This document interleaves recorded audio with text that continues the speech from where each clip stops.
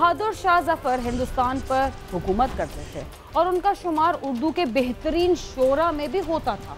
लेकिन सियाह और सफेद के मालिक को बहुत बड़े महल में रहने वाले इस बादशाह को जब कैद करने के बाद रंगून में जलावतन किया गया तो अपनी बेबसी का इजहार करते हुए उन्होंने कहा था, कितना है बदनसीब जफर दफन के लिए 2 गज जमीन भी ना मिली कुए यार में। यह सिर्फ बहादुर शाह जफर की कहानी नहीं बल्कि हर उस बादशाह, जागीरदार, वडेरे और जमींदार के लिए इस शेर में ये नसीहत छुपी हुई है कि इंसान चाहे जितनी जमीन का मालिक क्यों ना हो, मरने के बाद उसे सिर्फ 2 गज जमीन की ही जरूरत होती है। कुछ तो ऐसे भी होते हैं जिनका जिस्म फिजाई हादसे के दौरान टुकड़े टुकड़े होकर ना जाने कहां कहां बिखर जाता है और उन्हें 2 गज जमीन तो क्या 2 इंच जमीन तक नसीब नहीं होती। इसके बावजूद इंसान का लालच उसे इतना मजबूर करता है कि वो ज्यादा से ज्यादा जमीन हासिल करने के लालच में ना तो अकल से काम लेता है और ना ही दुनिया के बादशाहों और अमीर तरीन अफराद की जिंदगी से कोई सबक हासिल करता है। हमारे आसपास रोजाना कई ऐसे वाकयात पेश आते हैं जिनमें जमीन के हुसूल के लिए कई अफराद की जान ले ली जाती है। इस जुर्म में मुलविस अफराद पूरी जिंदगी के लिए जेल में चले जाते हैं, लेकिन इसके बावजूद जराइम और लालच का ये सिलसिला खत्म होने का नाम ही नहीं लेता और ना ही इस बदतरीन लालच के अंजाम से जान छुड़ाने की कोशिश की जाती है। जायदाद के लिए कभी बाप, कभी माँ, कभी बहन और कभी सगे भाई को मौत के घाट उतारने की कई वारदातें हमारे सामने आ चुकी हैं, जिससे ये बात साबित होती है कि माल और दौलत या जायदाद का लालच रिश्तों की कद्र कीमत भी खो देता है। थोड़ी सी जमीन और जायदाद के लिए किसी को कत्ल करने वाले ये भी नहीं सोचते कि इस वारदात के बाद उनका एक लंबा इम्तिहान शुरू होने वाला है और जमीन के जिस टुकड़े के लिए उन्होंने किसी का खून किया है वो भी उन्हें जिंदगी भर नसीब नहीं हो सकेगी। इसके अलावा जिल्लत और रुसवाई भी उनके हिस्से में आएगी। हालिया के एक गांव में कत्ल का एक वाकया पेश आया, मगर इसकी जो इत्तला 15 पर दी गई वो कत्ल के बजाय किसी शख्स के छत से गिरकर जख्मी होने की थी। देखते हैं जो इत्तला दी गई उसमें कितनी सदाकत थी और असल मामला क्या था।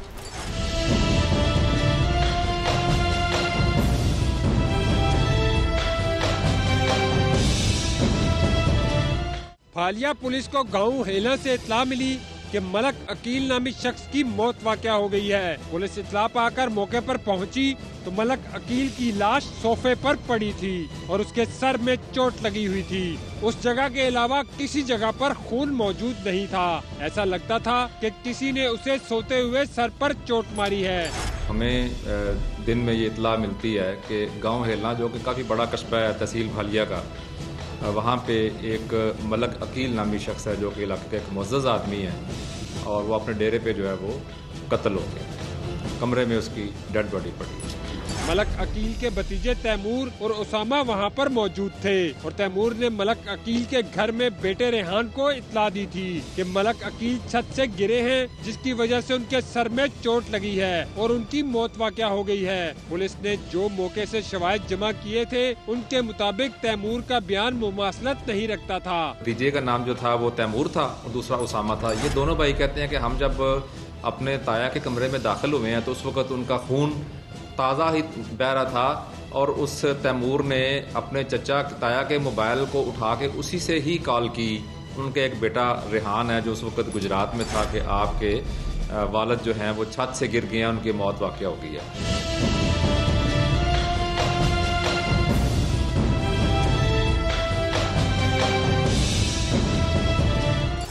पुलिस ने अकील के बेटों की मुद्दत में कत्ल का मुकदमा दर्ज कर लिया।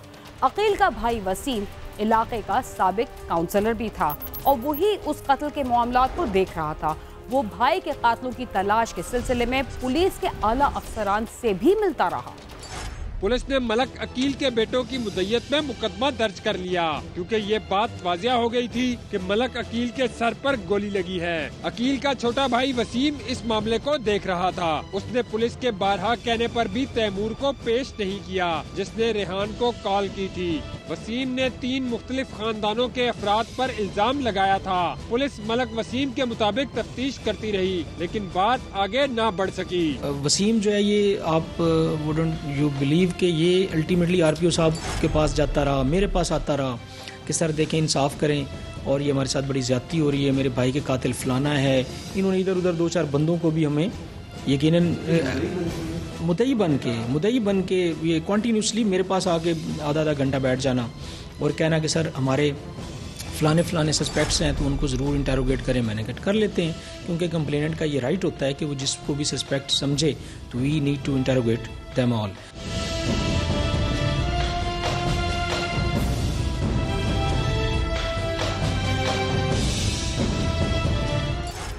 इस कत्ल का शक अकील के मुखालफिन पर भी किया गया, जिससे पुलिस ने तफ्तीश की, मगर पुलिस को उनमें से कोई भी कातिल न लगा। जिस वक्त यह कत्ल हुआ उस वक्त एक ऐनी शाहिद भी मौजूद था, जिसने इस तफ्तीश का रुख भी मोड़ना और कातिल का भांडा भी फोड़ना था, इसलिए कि बहुत सारे ऐसे शवाहिद मौजूद थे जिनसे लगता था कि कत्ल घर के अंदर से ही किसी ने किया है।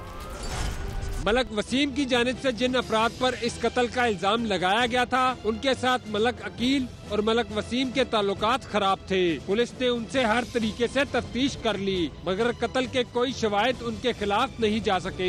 हमने काफी कोशिश की कि गांव से कोई बात निकले, लेकिन कोई बंदा इस हवाले से कोई बात करने को तैयार नहीं था। अब हम जब तफ्तीश कर रहे थे तो इसमें सबसे मेन जो था मुकदमे की पैरवी के लिए वो मलक वसीम साहब थे, जो मरने वाले के छोटे भाई थे, काउंसलर भी रहे हैं, मज़ादार आदमी थे। तो ये हमारे पास शाम तफ्तीश होते रहे, मुख्तलिफ बात में आते रहे और हमसे सवाल जवाब भी करते रहे। फिर उन्होंने कुछ हम अपने गांव के लोगों पे शक का भी इजहार किया। मुख्तलिफ 3 ख़ानदानों पे उनको शक था, जिनके साथ उनके कुछ ज़मीन के तनाज़ात थे भाई के, या कुछ दीगर इख्तिलाफ़ात थे। पुलिस को ये शक हो गया था कि ये कत्ल बाहर से आकर कोई नहीं कर सकता और जिसने भी ये कत्ल किया है वो घर का ही कोई फर्द है। लेकिन जब मैं ये बात रेहान से पूछी, जो कि मरने वाले का हकीकी बेटा था, उसने कहा जी वाकई मुझे फ़ोन तो मेरे कज़न ने किया था, लेकिन मैंने इस बात पे गौर नहीं किया। मैं इस बात को चाह रहा था कि मैं तैमूर से ख़ुद पूछूं। मैंने रिक्वेस्ट की मलक वसीम साहब से कि आप लेके आएँ तैमूर को, ज़रा मैं उससे पूछना चाहता हूँ। उन्होंने इस बात को कहा कि नहीं, हमारा भी ताज़ा ही कत्ल है।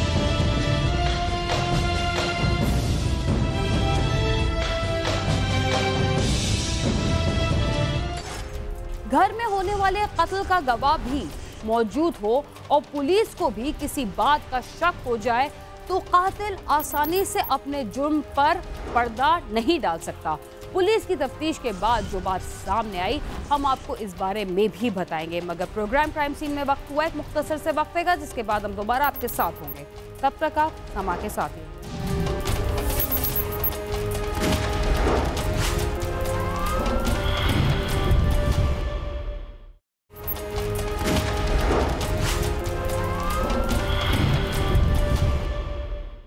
प्रोग्राम क्राइम सीन में एक बार फिर खुशामद।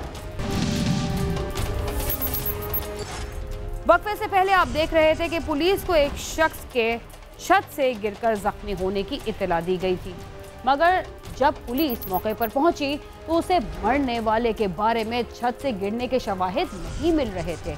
मुकदमे के मुद्दई मलिक वसीम ने जब पुलिस के बार बार इसरार पर मलिक अकील के भतीजे तैमूर को पेश ना किया तो पुलिस ने तैमूर को खुद हिरासत में ले लिया। ये वही शख्स था जिसने अकील के बेटे को छत से गिरने के बारे में फोन पर बताया था। पुलिस ने तैमूर से सिर्फ 2 घंटे तफ्तीश की तो उसने इंकिशाफ किया कि मलिक अकील को उसके सगे भाई वसीम ने कत्ल किया है। जब पुलिस ने बाहर से तमाम तफ्तीश कर ली और कत्ल का कोई सुराग ना मिला तो फिर से तैमूर और उसामा को पेश करने का कहा गया, मगर मलक वसीम ने उन्हें पेश नहीं किया। पुलिस ने फिर खुद से तैमूर को हिरासत में ले लिया।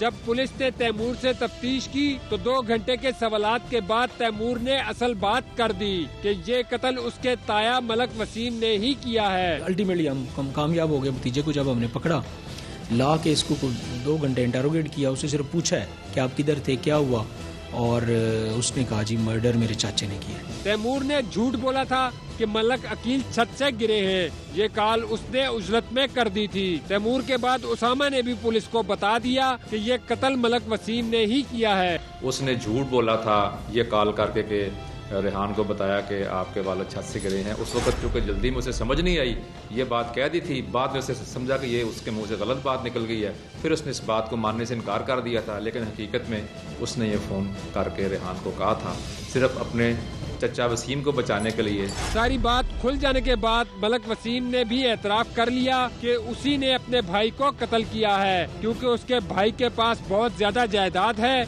और उसकी इलाके में एक अलग से पहचान है। उसके ज़हन में ये बात थी कि मलक अकील की मौत के बाद वो सारी जायदाद पर कब्जा कर सकता है और डेरे पर जो इज्जत उसके भाई की है वो भी उसके पास आ जाएगी। मगर उसकी सोच वहीं रह गई। अल्टीमेटली फिर चाचे को बुला लिया। जब चाचे को बुला लिया तो उसको पता लग गया कि सारी स्टोरी तो अनरेवल हो चुकी है और इन्होंने बता दी है। फिर उसने आके कोई एक्सक्यूज़ नहीं किया। उसने कहा जी मैं बस मेरी आंखों पे पर्दा आ गया था। एक कनाल ज़मीन जो मेरा बेटा पैदा होया उदों मैनू उन्होंने सड़क तो देने का वादा किया सी। मेरी तलखी उन्होंने नाल हुई है वकूए वाले दिन ही, क्योंकि वो टोटली इनकारी साने लगा। और बाद इनकार मेरा दिमाग जड़ा है वो बिल्कुल मौफ हो गया। मेरे को पिस्टल सी, मैं उन्होंने थोड़ी देर तो बाद फायर किया है। तो मैं फिर डर और खौफ की वजह तो पिस्टल जो मैं फालिया आया तो फालिया गंदे सेम नाले के सुट छड़िया है। मलक वसीम के घिनौने ख्वाब अपनी जगह पर थे, मगर ऐसा नहीं हो सकता कि किसी की जान लेकर उसकी लाश पर अपने ख्वाबों के महल खड़े किए जा सके। मलक वसीम अपने मोहसिन भाई के कत्ल के इल्जाम में जेल में है। अगर उसे माफ भी कर दिया जाए तो अब उसके ख्वाब पूरे होना नामुमकिन है, क्योंकि अब इलाके में वो भाई का कातिल मशहूर है। रिपोर्टर दीवान आदिल और कैमरामैन सद्दाम मलिक के साथ नईम जजुआ, समा फालिया। गली मोहल्ले में खेलते हुए बच्चे एक दूसरे के साथ लड़ाई झगड़ा भी करते हैं और फिर सब कुछ भुलाकर एक दूसरे के साथ खेलना शुरू कर देते हैं। समझदार वालिदैन ऐसी बातों पर ज्यादा तवज्जो नहीं देते, लेकिन उनमें से कुछ ऐसे भी होते हैं जो बच्चों की मामूली लड़ाई को अपनी अना का मसला बनाकर अपने आसपास रहने वालों की जान के दुश्मन बन जाते हैं। नारोवाल में भी एक साथ खेलते हुए बच्चों में लड़ाई हुई तो उनके वालिदैन मैदान में आ गए। देखते हैं कि इसके बाद क्या सूरत हाल सामने आई।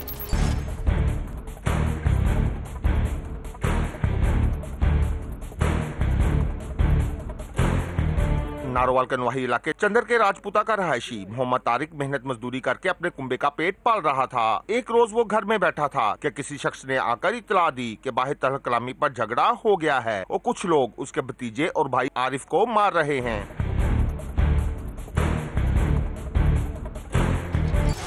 अपने भतीजे और भाई की मदद के लिए वहां पहुंचा, लेकिन उसे हालात की संगीनी और अपने मुस्तकबिल का कुछ इल्म नहीं था। उसे क्या मालूम था कि उसकी कायनात ही उजड़ जाएगी। आइए जानते हैं वहां ऐसा क्या हुआ।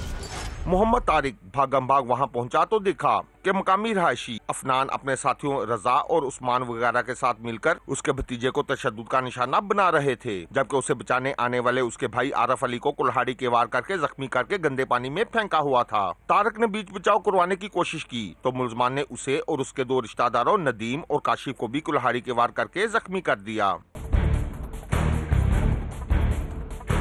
उर्सा के मुताबिक मुलजमान ने असला निकाल लिया और धमकी दी कि अगर किसी ने उनको पानी भी पिलाने की कोशिश की तो जान से मार देंगे। नाले उन्होंने यह भी आख्या जनाब जेड़ा इन्होंने चुकेगा या जेड़ा इन्होंने पानी पै देगा उन्होंने भी गोली मार देनी है। ना बता दुनिया सारी नस गई है। यूं बच्चों में होने वाला झगड़ा बड़ों की अना का मसला बन गया। मैं ऊपर छत में लेटा हुआ था। मेरी अम्मी मुझे बोल रही थी कि बेटा आप बाहर ना जाएं, बाहर बहुत झगड़ा हो रहा है। तो मैं अम्मी की बात नहीं सुन रहा था। मैं ज़बरदस्ती बाहर चला गया तो वहाँ सामने देखा मेरे चाचू आरफ साहब उन्होंने कुहाड़ियाँ मार के कुहाड़ियाँ मारी दियाँ सन तो नाली गंदी नाली में फेंक दिया हुआ था उन्हें। मोहम्मद तारिक का 11 साल बेटा जबरान भी वहाँ मौजूद था, जो कि बाप को देखने आगे बढ़ा तो अफनान ने उस पर फायरिंग कर दी, जिससे जबरान शदीद जख्मी हो गया और मौके पर ही दम तोड़ गया।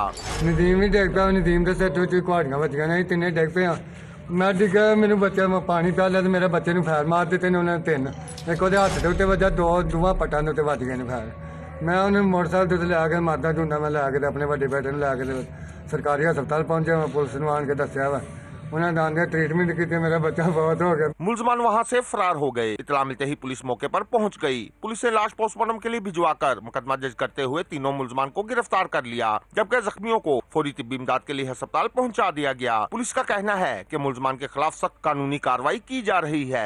दिन कबल जो है जबरान नामी लड़का एक जो है वो हमारे गाँव चंद्र के वहाँ उसका मर्डर हो गया था। उसके 4 भाई थे वो जो उसमें जख्मी हुए थे, तो 3 बंदों पर FIR थी, रजा, अफनान और उस्मान।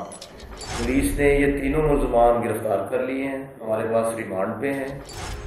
कत्ल की ये वारदात न सिर्फ मकतूल के वालिदैन के लिए दुख की खबर बनी, बल्कि उसके दोस्तों और आसपास के लोगों को भी उस पर बहुत अफसोस हुआ। देखते हैं मकतूल के वर्सा का इस सिलसिले में क्या कहना है और वो क्या मुतालिबा कर रहे हैं। पोस्टमार्टम के बाद लाश उर्सा के हवाले कर दी गई, जिसे मकामी कब्रिस्तान में सुपुर्द खाक कर दिया गया। उर्सा का कहना है कि जालिमों ने नाहक मासूम बच्चे को मार डाला, उन्हें सख्त सजा मिलनी चाहिए। मेरा भाई मुझे सुबह सुबह मदरसे छोड़ने गया था, इतने अच्छा मेरे से इतना प्यार करता था, लेकिन जब मैं आई हूँ ना तब उसको गोलियां लग गई हुई थी। मैंने नहीं पता लगा मेरा जबरान किस वक्त मेरे पीछे आके खड़ा हो गया, मेरे लागे असरा ने आके गोली पीछे मेरे बच्चे ते मारिया, मैं उत्ते डिग गई जाके उन्हें 2-3 गोलियां ने मारिया ने उत्ते डिगी दी। मैं कहनी मेरा जबरान मेरे गोलियां मार दी उन्होंने। मकतूल चंदर के राजपूता हाई स्कूल में पढ़ता था। उसके स्कूल के साथी भी उसकी कमी महसूस कर रहे हैं। यही गुजारिश है कि यहाँ पे सानू पूरा इंसाफ दिता जाए, इन्होंने कड़ी से कड़ी जनाब सजा दी जाए। जनाब मैं बड़ा गरीब आदमी, मैं लकड़ियाँ चुक के अपने घर का वक्त पास करना पाया, मैं अपने बच्चे पालना पाया, मेरे नाल बड़ी वड्डी ज्यादती हुई है। मैं वज़ीर आला ने जनाब दरखास्त करना कि जनाब मैनू बहुत ज़्यादा से ज़्यादा जनाब मेरे नाल हमायत की जाए, मैनू जनाब इंसाफ दिता जाए। मकतूल के वर्सा और अहले इलाका ने अरबाब इख्तियार से मुतालबा किया है कि मुलजमान को जल्द अज जल्द इबरतनाक इंजाम तक पहुँचाया जाए और उन्हें इंसाफ दिलाया जाए। साथी रिपोर्टर मियां शफीक के साथ आमिर शहजाद, समा, नारोवाल।